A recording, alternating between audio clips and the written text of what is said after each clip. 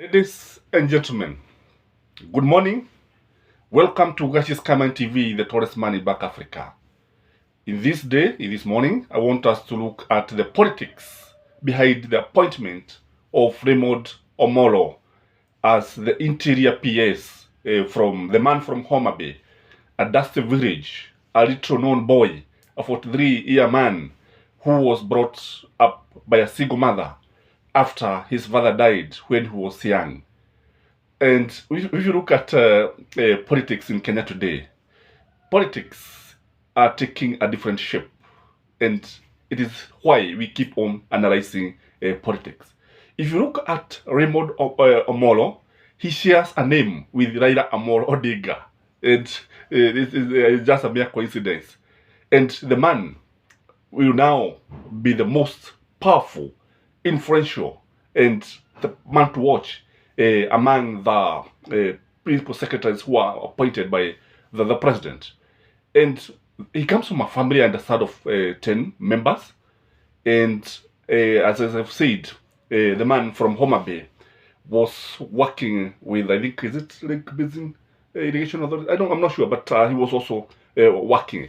So in this video, I want us to look at the politics behind the appointment or the nomination of Raymond Omolo as the man to watch, because with this docket comes power, influence, and opulence. It is a very, very influential position. And for those of you who follow the politics of this country, you can remember how Karanja Kibicho was influential in Ruto's administration. The first thing that William Samuel Ruto intended to achieve is to show that all dreams are valid. That is the first objective. Remember, he called himself a chicken seller. Sometimes I don't know whether it's an intestine seller. And you know that Raymond Omolo was a shopkeeper at one time. And I understand he also wanted to work for his mother when he completed, I think, is it a university? Something like that. So the man comes from humble beginning. So by appointing him, anataka watu wawe wanaona ya kwamba yote yanawezekana pale ambapo mtu ametoka katika familia hohehahe kwa sababu hata yeye anataka kukuonyesha watu that you can become somebody through hard work or through education. The main objective of appointing Raymond Omolo is to attract the Luo nation in his government. We know very well that the Luos nation, including Kisii, including even the Kikuyus, majority of people, but the majority of them are from the Luo Nyanza, feel that Ruto is not their president. They see Raila Amolo Odinga as their president. Kwa hivyo wakati ambapo wanamchagua Raymond Omolo, is trying to attract the support of the Luo nation to his government. Jambo ambalo ni gumu sana kwa sababu tunajua okay, anajaribu, tunaweza kusema anajaribu kujipendekeza kwao, lakini ukweli ni kwamba I think most Luos are not ready for this. But by appointing Raymond, he is trying to attract them in his government. The other reason why Raymond was appointed is that he can give him the first-hand intelligent information.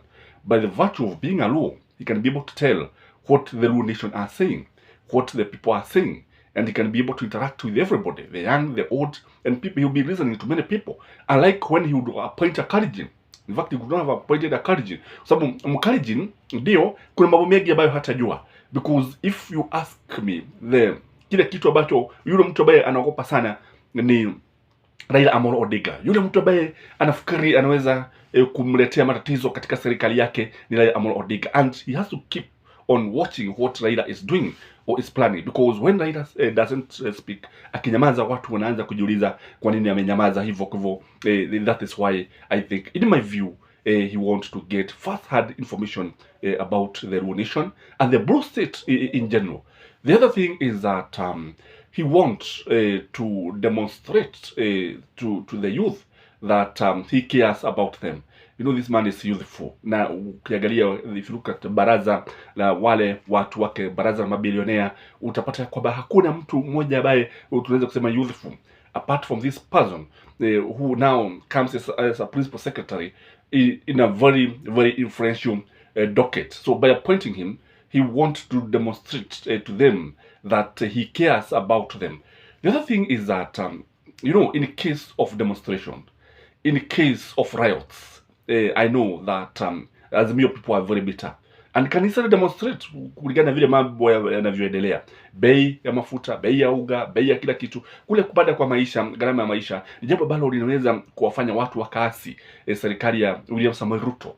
And the person to deal with such kind of demonstration is none other than Raymond Omolo. So Raymond Omolo will be dealing with his own people, because the bitterness, the greatest pain is being felt in Nyanza, because Raila comes from Nyanza, and his victory has been stolen several times. Kwa hivyo wengi wao wale ambao tumetoka kule ndio sasa tunaona ya kwamba tunahisi utugu wa hali ya juu sana. So in case of demonstration, you'll be able to deal with the Luo people. The other thing is that he wants to, Raila Amolo Odinga, we know that with time he has to retire, and there's a quiet war of succession of Raila Amolo Odinga, and that's why you see Raila Amolo Odinga comes out very strongly and telling people he's going nowhere. So Ruto is trying to give the rules an alternative, because we want to dominate every sector, every region.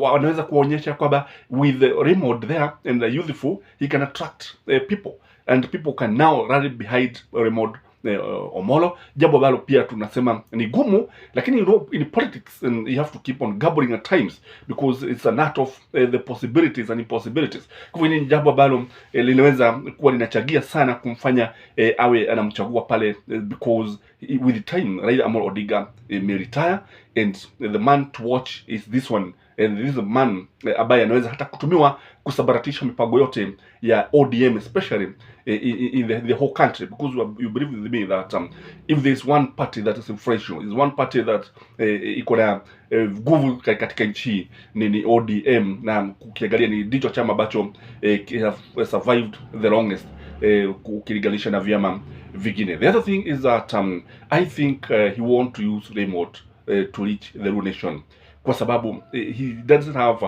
any way of reaching the Luo nation, kwamba with Raymond basi anaweza kumtumia, hata anaweza kumtuma kwa Raila, but then he can also be using him to reach Raila Amolo Odinga. And Raila Amolo Odinga, I think you will not have much problem talking to his son, because this is the age of Raymond, slightly younger than Raymond. No, not Raymond. What was the name? Fidel. Slightly younger than Fidel. The late Fidel. Kwa hivyo hataona aibu, hataona vigumu kuongea naye na hata kumjulisha vile ambavyo anafikiria. Kwa hivyo by reaching out to Raila and the Luo nation in general, this man Raymond Omolo comes in handy. The other thing is that he wants to have issues of insecurity. In case of issue of insecurity, in case of because kusema kwa mfano, unajua jambo la usalama wa nchi, usalama wa taifa ni jambo nyeti sana. In case, for instance, he is unable to handle these insecurities, like now in Baragoi, in sometimes in Turkana, in Barego, the rules cannot blame the president; they blame their own. So nyinyi ndio tutauliza.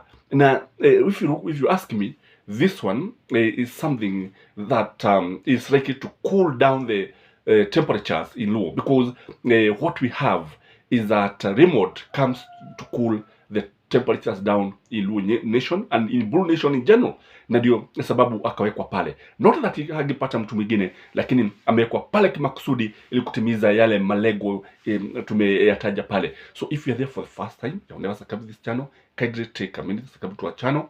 For our viewers, kindly like our video and come comment, and you can even share this video, and our number is always there for those who want to reach us.